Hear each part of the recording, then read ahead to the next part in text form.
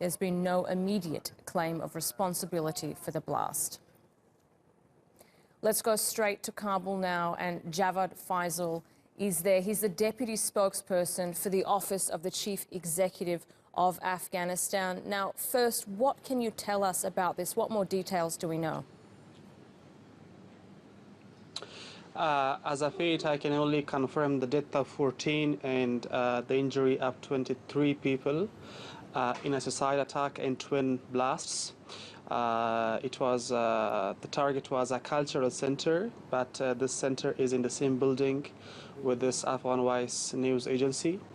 The numbers may change, but we are still collecting more information on the attack, on the injuries, and who were behind it. Okay, now civilian deaths are at a record high in Afghanistan since that war and the US invasion 16 years ago. The UN says child deaths are up 9%, the deaths of women up 23%, and yet the national unity government is fragmented. There are accusations. Abdullah, the chief executive officer, and Ashraf Ghani are still in a power struggle, and analysts say this is why the government can't stabilize the country. So how do you respond to that? First, there is no power struggle between the president and the chief executive. The two are working together as a team to make Afghanistan a better place than yesterday, and to have a better country tomorrow. Second, it's not only the civilian casualties that have risen in the past 1 year, it's also the casualty numbers for the terrorists.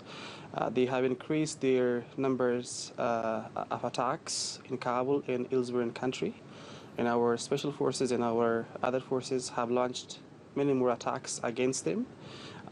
Their casualties are the highest in the past decade and a half.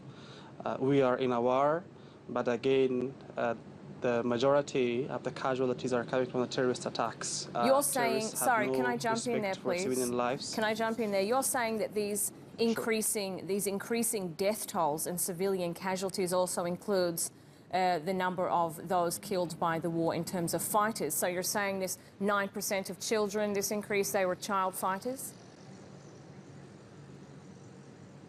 No, that's not what I'm saying. What I'm saying is that all the civilian casualties, or the majority of the civilian casualties, are happening because of the terrorist attacks.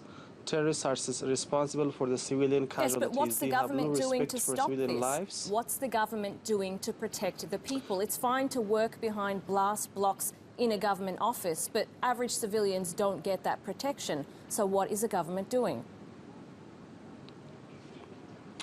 That's true, but the protection is not only the case for civilians, it's also the case for the government. We have also lost our security forces to terror. We have lost our security commanders and our governors to terrorist attacks. It's not only the civilians. We all in this country are facing this problem.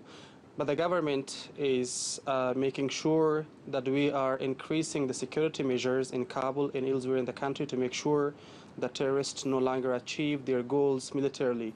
We are also making sure that we are increasing the number of special operations to ensure that we attack the safe havens of terrorists wherever they are in Afghanistan.